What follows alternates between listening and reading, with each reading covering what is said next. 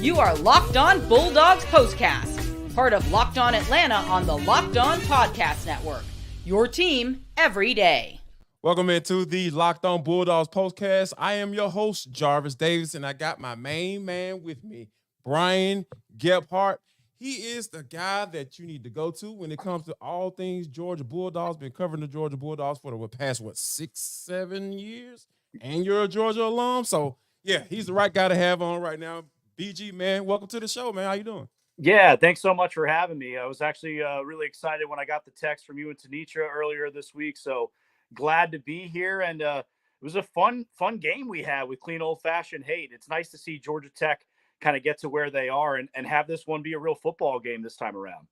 Absolutely, absolutely. And also, guys, I got to let you know that the Locked On Bulldogs Postcast is brought to you by Game Time. Download the Game Time app, create an account, and use code Locked On College for $20 off your first purchase. The Locked On Bulldog Podcast is part of the Locked On Podcast Network, your team every day. Now, BG, the Bulldogs got it done, 31-23. Like you said, clean old-fashioned hate.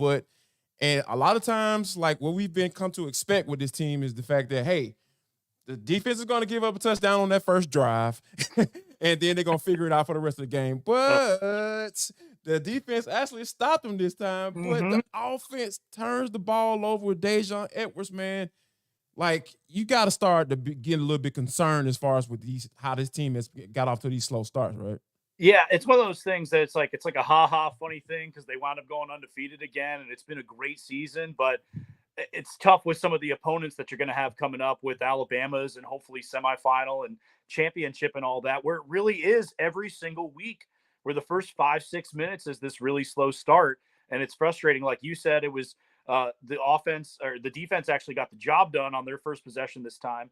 And then Dejon Edwards, who's generally pretty trustworthy, first carry of the game, and he gets it popped out. And you're kind of like, all right, what's happening? So they can't continue to keep doing this and expect to win against the type of opponents that are coming up, because there's some really quality ones that are going to have even, more high-powered offenses than what Tech brought to the table tonight, even though they were impressive in a lot of different ways. So it has been frustrating on that sense, where you're kind of like, okay, by the end of the season, you had to figure that out a little bit, and you figured maybe they do it against Tech. But again, first couple minutes, you're scratching your head and like, all right, here we go, down 7-0 again, Yeah, man, it's truly, I think it's something to be said about being able to take a team's best punch. But when you're talking about getting into a playoff scenario or a SEC championship, I think it does matter when you're talking about, all right,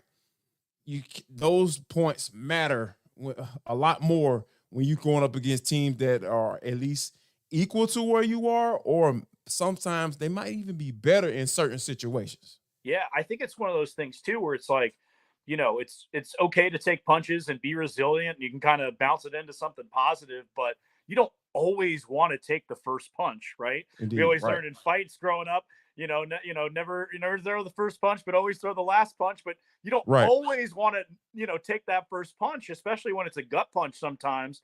And again, with some of these higher powered offenses coming up, hopefully for Alabama and beyond for Georgia, it's just like they've got to be able to do that and get that right.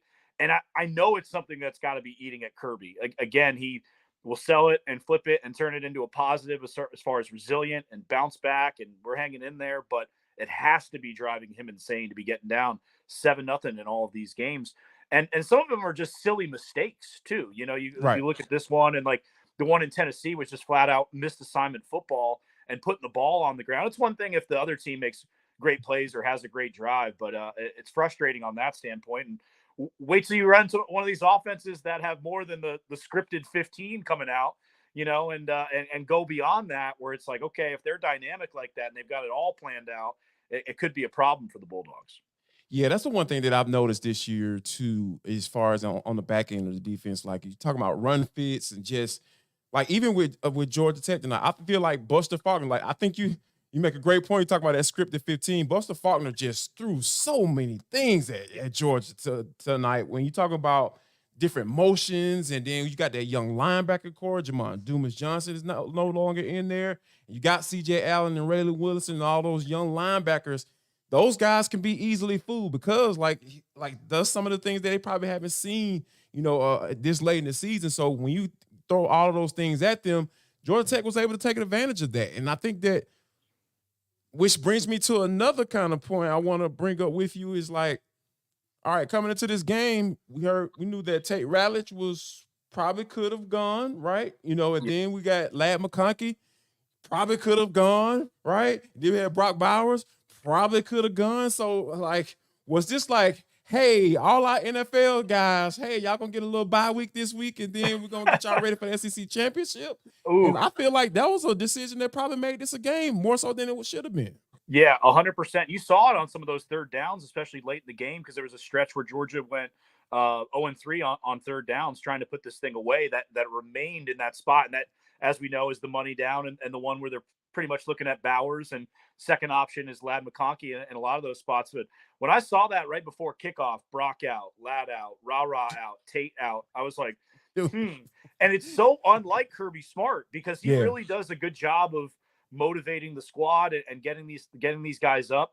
And he's always preached about how important it is to beat Georgia Tech and win inside the state first. Because if you remember going back to the beginning of his run at Georgia, he lost that first game against Georgia Tech. And, and it was a game when he played, and, they showed the graphic that was really cool with Kirby Smart and Brent Key going 1-1 against each other back in the 90s and stuff.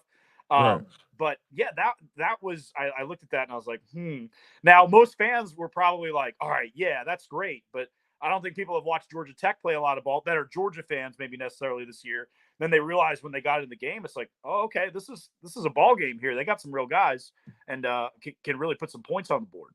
And we talked about during the week, BG, like how this is a different team. This is not your same Georgia Tech team. I think, the Bulldogs and Kirby probably understood that last year when he was when Brent Key was just the interim head coach.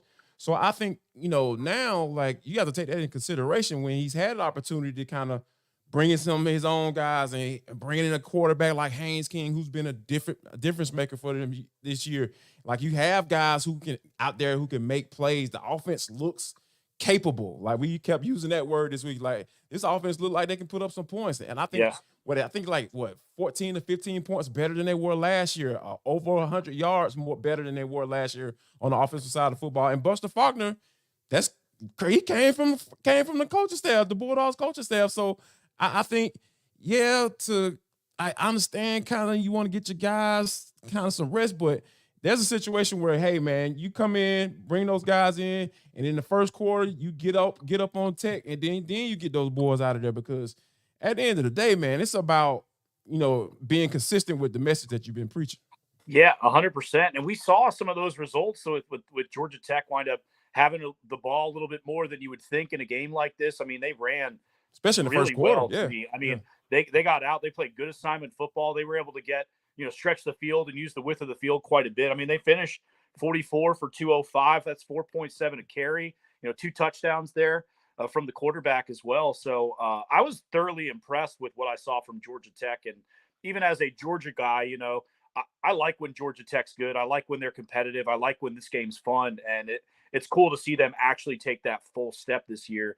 And this was the most points scored against Georgia all season long is 23, which is a little shocking. And that's how good they've been. But for the fact that it was Tech that put it up against, they went up against these really good offenses in Mizzou and Tennessee. And it was Georgia Tech who wound up putting up the most points against them.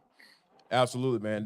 That's the thing that I feel like, and I'm with you. I'm neither a Georgia guy or a Georgia Tech guy, but I like seeing this game be competitive. And I think we got a good glimpse into what this game is going to be for the next few years, because I really feel like Brent Key got some cooking down over in the flats, and of course we know Kirby Smart got that machine going, and it's crazy because like the standard is so high, like we have to find little minute to little things to kind of pick at, to talk about the Bulldogs. But I think this is something that we're gonna have to keep an eye on. And one thing that I really want to talk about, on the other side is like the type of guy or the type of player that Kendall Milton has been for this offense this year. And I think this is going to be something that teams are going to have to look out for when we talking about going into postseason play. But first, folks, I got to tell you about eBay Motors. Listen up, guys. This episode of the Locked On Bulldogs podcast is brought to you by eBay Motors. Let me tell you something, guys. One of the things that you always have to be prepared for, hey, is life, right? Like instances, things you're gonna be able to do. So with passion, drive, and patience, what brings home the winning trophy is also what keeps your ride or die alive. That's your car, people. Hey, you got to be able to have your car ready to go at any moment. And eBay Motors has everything you need to maintain your vehicle and level it up to peak performance, from superchargers, roof racks, exhaust kits, LED headlights, and more. Whether you're into speed, power, or style, eBay Motors has got you covered. They have over 122 million parts for your number one ride or die. You always find exactly what you're looking for. And with the eBay Guarantee Fit, your part is guaranteed to fit your ride every time, or your money back, because with eBay Motors, you're burning rubber, not cash. I'm telling you guys, you need to go there right now. So keep your ride or die alive at ebaymotors.com. That's ebaymotors.com. Eligible items only. Exclusions apply. eBay Guarantee Fit only available to customers in the U.S.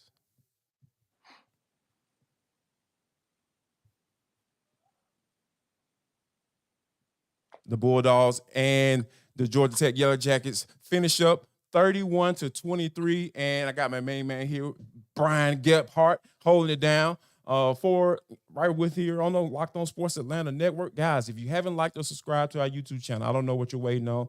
You need to get your life together and go ahead and hit that like button, and also hit that bell, so hit the notifications so whenever stuff like this drop, because we go live after the games right here on the Locked On Sports Atlanta Network. Now, Brian, one of the things that I feel like has been a real sight to see in this season is the fact that watching Kendall Milton get healthy, because we know he just didn't look like himself to start the season. He just wasn't right. And I think that Dejon Edwards kind of took advantage of that, right, as that lead back. Mm-hmm. But coming down this stretch, we've seen that explosiveness. We've seen that burst that we've known Kendall Milton to have. And I feel like this can be a weapon that Kirby and Mike Bobo can really use and take advantage of once this postseason gets rolling. Yeah, it is so nice to see Kendall Milton finally healthy for a stretch of time too. And knock on wood, hopefully he remains healthy for the rest of the season, because he's a guy throughout his career has had a bunch of soft tissue injuries. And you look at the running game for Georgia this year, collectively, the running backs aren't as good as top-end talent as they've been in the last handful of years, like what Kenny McIntosh brought to you last year. Right. This year it wound up being Dejon just because of a trust factor, and then again a health factor for Kendall Milton. But he had an excellent game against Ole Miss, and it was a career day for him then. And then he topped it today, finishing 18 for $156 and 2. And he's getting giant holes, and these big uglies are leaning on him for sure. This offensive line's been very impressive, even without Tate Ratledge today. But yeah, when you're going up against a guy like Jalen Milroe next week, and when you potentially are going up against one of these offenses like Oregon or Washington or whatever it might be, Kendall Milton's going to be a great neutralizer to try to keep those guys off the field and eat up some clock and use that. And it's something that Georgia has really needed the last month. And he is playing his absolute best football that he has in Athens. And it's really good to see. And this team's just got a different dynamic with him running the way he's ran in the last handful of weeks. Yeah, man, because he's the type of guy, man. He's not necessarily the shifty type running back, but, man, he sees a hole, and he's going to hit that bad boy. And he's going full speed. And not too many guys, where he about 6'2", 6'1", 6'2", 225, 230, man. Like, nobody's going to be running into getting his weight too quickly, especially within that 10-yard range, man, because that's right. He can hit that hole with reckless abandonment. And I think that's the thing that, Mike Bobo has. Can we talk about Mike Bobo for a second, man? Sure. Because here's the thing, man. I always found it funny that people didn't like Mike Bobo being hired as the offensive coordinator once Todd Monken took over the OC spot for the Baltimore Ravens to go coach Lamar Jackson. Nobody's, getting mad at him for that. No. But when Kirby named Mike Bobo the OC, there were little rumblings. People got a little upset, man. Like, what is it with Mike Bobo that Georgia fans and Georgia alums seem to just don't like? Like, I'm trying to find it. I will go back to when he was the OC. He still averaged 30+ points as a play caller, and I know there were some times that you can question every play caller that ever has called plays in all of football. But it just seems like when Mike Bobo's name got, the ink wasn't even dry yet, BG, and people were like, man, I don't know what the hell Kirby Smart doing. Like, what's the deal here? You couldn't describe that any better. Admittedly, I was one of those guys. I was one of those, why are we doing with Bobo? I thought at the time, just genuinely, take like Bobo's background as OC involved. I just thought it was a lazy hire. Obviously, it's worked out, right? Okay. I thought it was hey, Kirby's bringing in his buddy. I know he was on the staff last year as an analyst, but one of the things that Nick Saban's done so well over the years at Alabama, while Kirby was the DC there, was revolutionizing things. Bringing in a Lane Kiffin and having Bill O'Brien and these different guys and Brian Daboll and all these different people. So my thought was, go get that next guy, go get that good guy.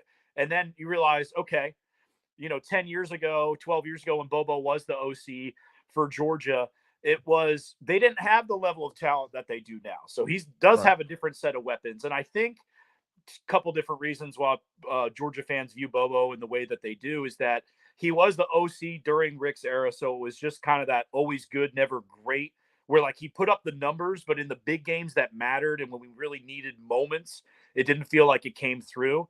And then for whatever reason, and I don't know, I don't have the data to back it up right now, but it just felt like in every big moment and on every third down, he would throw a screen, and usually a bubble screen. And it was like, come on, man, we got something else. I remember. But he has made me shut up this year. He has made everyone shut up this year. It was, kind of a slow start, but anytime you're going to have a new quarterback and a new OC for any team, regardless if you're Georgia or whoever you might be playing for, it's going to take a minute. And now this thing is absolutely humming. And, you look at what he did at Tennessee too.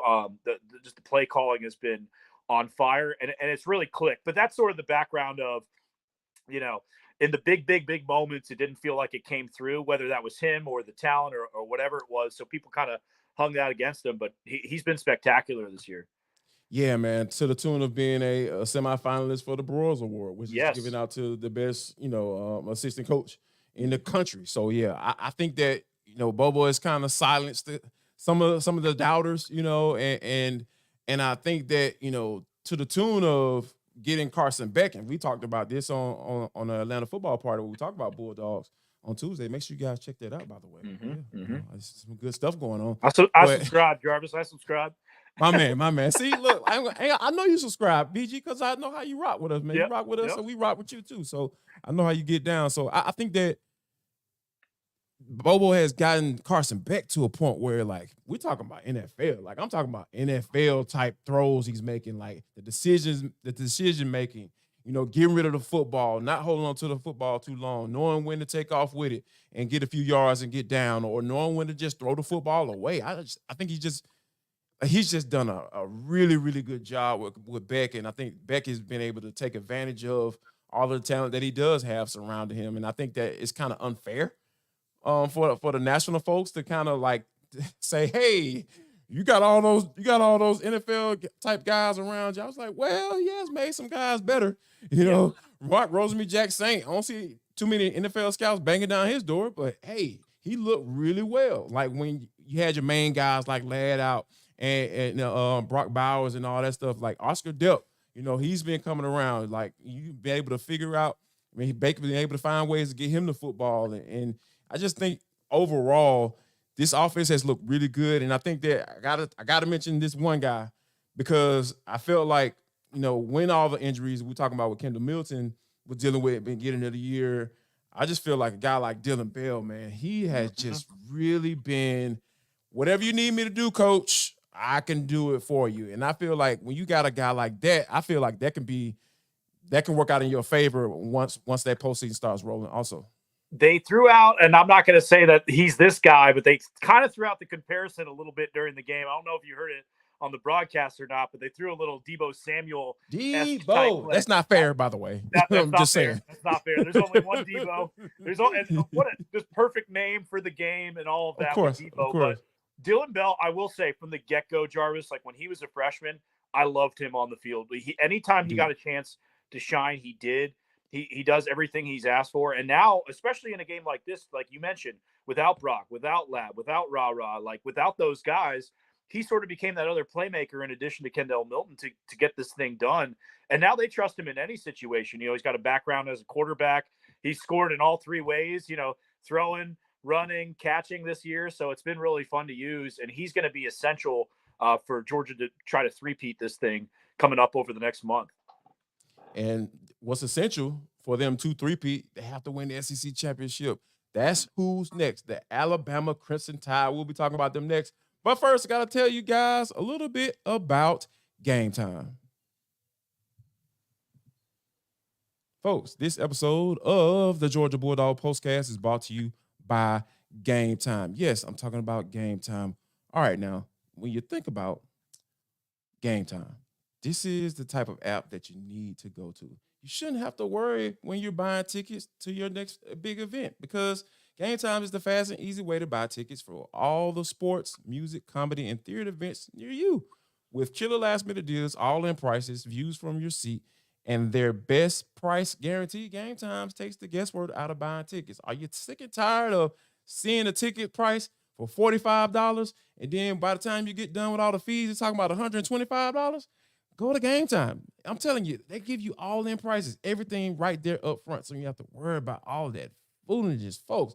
Let me tell you, it's like you can even see the view from your seat before you buy, so you know exactly what to expect when you arrive. I'm telling you, like it is just Game Time has deals on tickets right up to the start of the event and even an hour after it starts, so you know you're going to be able to get a good deal. So here's what I want you to do, guys. Take all the guesswork out of buying tickets with Game Time. Download the Game Time app, create an account, and use code LOCKEDONCollege. That's code LOCKEDONCollege for $20 off your first purchase. Yes, you heard that correctly. Locked On College, LOCKEDONCOLLEGE. You're going to get $20 off your first purchase. Terms apply. Again, create an account, redeem code Locked On College for $20 off. Download Game Time today. Last minute tickets, lowest price, guaranteed.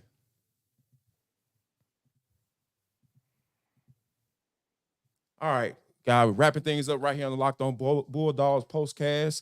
The Bulldogs defeat. I can't even say spanked. Can't even say kick the crap out of. They defeat. Georgia Tech Yellow Jackets 31-23. Now it's time for the big dogs.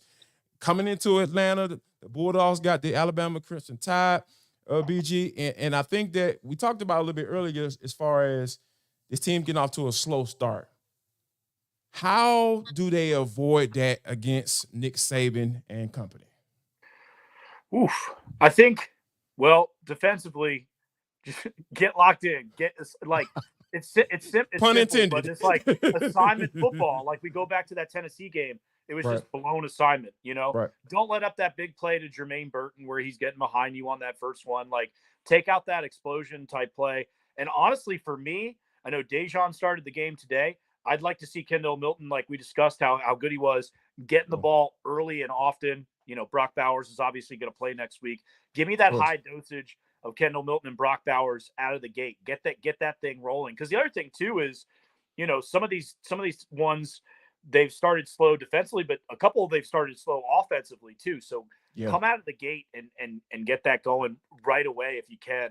And for me, the way that I would do that is try to get Kendall Milton rolling early, even as opposed to the second half. I'd almost rather use Dejon as the closer and Kendall Milton as the starter, if you will, kind of flip-flop in the way that they have been used over the last handful of weeks. Yeah, talking almost kind of like your team, the Giants, you know, right? Remember how Why they we had gotta that bring nice... them up, man? It's not Sunday No, yet. I'm talking about the good times. I'm talking about Ahmad Bradshaw. Okay. All right, know, that's good. I like that. Yeah, I'm talking about those guys. Yeah. You know, I thought that the way they use those backs and just and it's kind of like how you brought out with like Kendall Milton, you know, being the guy to start off the game, and then you got a guy like Dejon Edwards coming in to close because he's more of a scat back. He's going to make you miss. And after you've been pounding with Kendall Milton, Dejan Edwards is going to come in and start making you miss. And I think that once you start wearing that defense down, I feel like that's going to kind of play to the Bulldogs' favor, because I think the thing that I'm concerned about, because, I like what Georgia has done this year. I feel like the coaching that they've gotten or that they've put out there with these guys, the players that they've had on the field, because Kendall didn't even talk about after the game, about like, hey, we haven't really been at full strength. Hardly any point during this year. So when you have all these guys on the field, or you got guys that don't necessarily play as much because guys are out, it's just the coaching job that they've done this year. I just think it's just been absolutely amazing. And I think that they're going to need that, because Jalen Milroe, like I always joke, I was just like, yeah. And in the first few games, people forget. They don't even want to talk about it anymore. They literally benched this dude because, and then they saw how awful the guys were behind him. Then they said, "Oh, Jalen, man, come on back down. We were just playing. Just get your stuff together, man." And Tommy Rees magically figured out how to use him, and I think that he's gonna be the guy. That's the guy that Glenn Schumann and Will Muschamp, those guys are gonna need a lot of coffee leading up to that game, because they're gonna have to figure it out, man. Because him being able to get to that edge, because their edge was a little soft tonight, man, against Georgia Tech. Georgia Tech was able to move the football. They were able to run the route. Like you talk about, 4.7 yards a carry, man. Like, those teams don't run the football like that against Georgia. So I feel like coming into this game, Jalen Milroe is the guy that I've got my bullseye on right now. Yeah, 100%. Doesn't feel like that was 2 years ago when Jalen Milroe got benched? Like, that was such a long time ago. Nobody talk about it. It's like it didn't even happen. No, it didn't. It kind of came and went. It was like, oh yeah, that did happen earlier this year, kind of a thing. It's weird, and I'm not comparing the two necessarily, although I was really thoroughly impressed with the way Haynes King played for most of the games. One or two throws a little off here and there that he could have done, but he was almost a nice preparation for Jalen Milroe, just in terms of him being able to use his legs and get out there a little bit. So I think there's film that they're going to be able to use from this game to prepare a little bit for Bama. Not necessarily saying that Tech's going to get you ready for Bama in a way, but in certain ways that I think they will. So, and I think you flip it back to your favorite thing, Jarvis, that defensive line play. That's got to be really strong for Georgia. It was really strong for Auburn in parts of the game today, of course, except for that last play, which was insane. And I don't know how that happened, but this is and he's starting to round into form. Like, this is needs to be a Michael Williams game coming up here in the SEC championship. Like, those kind of players need to be getting after it a little bit, especially with that younger linebacking core the way it is. We'll see if Dumas Johnson, what the situation is with him as well. But this needs to be one of those, all right, shine on the depth of the D line, because it hasn't been. It's not the star power that it's been in the past with Jalen Carter and Jordan Davis and Nolan Smith and those guys. But hopefully these guys, this is the time to grow up and get the job done against a guy like Jalen Milroe. Yeah, I'm glad you brought up Michael Williams, because coming into this season, he's a guy that I pinpointed to saying, hey, I want to see what I know that's there. Like, and I thought that he started to do that a little bit in that Tennessee game. We started to see Michael Williams start to all right, I'm smelling myself. Like, like, I know I'm good. I got to remind people that I'm good. And I think this game coming up at Mercedes-Benz Stadium, this is going to be the game for Michael Williams. Hey, man, you can make you some money, man. Like, I mean, I'm just keep it funky. Like, you can make some money in this game, because Lord knows there have been plenty of guys that have donned that red and black jersey. They have made a lot of money playing in the SEC championship game, because a lot of eyeballs are in that game and a lot of scouts are going to be there. So I feel like I'm with you, man. Michael Williams, he is the guy that, hey, like, if you want to go and get that stock up, this is definitely the game to do it. Yeah, if you want to get yourself in that conversation of being more of like that mid-late first-round guy, as opposed to, I think he would be more so in like the second-ish, and he's still got time to develop and everything. But yeah, it's time to – you want to have a game where you look at it and it feels like this season, although you've had exceptional play from Kamari Lassiter and like Starks is really good and different guys have shined in different games, it doesn't feel necessarily – and it's crazy to say that because 23 points is the most they've given up all year. But it feels like it's every game. It's Which the is crazy. offense that we're talking about with Georgia, right? And what they're Right. doing and what Beck's doing and Bobo and Bowers and this run game. I almost would want to come out of this Bama game and go, they shut them down. They scored 14 points, 17 points, whatever it was, turned it over 2 or 3 times. Like, I want to see the defense be able to wreak havoc, make a play, get that strip sack, get a big third down sack. And again, they've had moments this year with it, but go out and try to dominate up front in this game. And I think what Auburn showed a little bit today, you can do that. You can get after this Alabama offensive line. They're not as they're definitely not as good as the Georgia offensive line this year, and they're not as good as some of the Bama offensive lines in years past. Yeah, and I think that, man, this is definitely going to be a statement game for this defense because, like I said, with the slow starts and giving up touchdowns on the first drive, like, yeah, true enough, being able to take somebody's punch, that's cool. But, man, coming out here and saying, hey, I'm about to take your lunch money from beginning to end, that is the type of stuff that you want to see because we know they're capable, right? Like, I wouldn't be sitting up here saying, hey, man, y'all need to get this stuff together if I knew y'all there was another level that you could take this defense to. And I think that we've been waiting on it, and this Saturday will be a damn good time to get it started, man. No, for sure, for sure. And while we're talking about Georgia and Bama right now, too, it's, Georgia just got that 29-game winning streak, which passed the Bama one that they've had 2 different stretches with 28. Don't let Bama end it right away. Just one game after that. Don't do that. We've had some problems with this SEC championship. We be in Georgia in this situation, but it's crazy the streak that, Georgia's on between. I mean, they showed the graphic in the fourth quarter, but now they got 21 straight non-conference wins, 15 straight road wins, 12 straight at Bobby Dodd, 39 consecutive regular season games. So it really is incredible, but they got to cap it off here by winning the SEC and booking their ticket to what would be the Sugar Bowl in that situation. So, absolutely, man. So yeah, we would definitely keep an eye on it. And plus, man, we thank you guys for making the Locked On Bulldogs podcast your first listen of today. And don't mess around and forget that we'll be back tomorrow for the Locked On Falcons postcast. And plus, guys, if you haven't liked or subscribed to our YouTube channel, make sure you do that.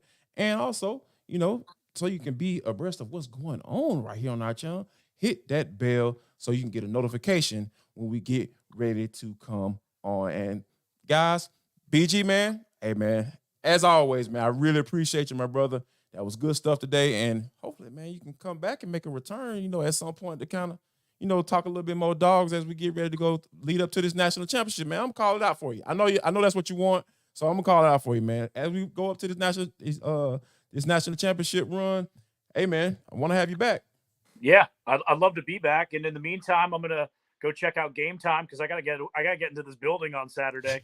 I gotta get in there for that game. Yes. So I'm going to go do that. And I'll come back anytime you want, Jarvis. Thanks for having me, man. No problem. And we thank you guys for rocking with us today. And we will see you tomorrow.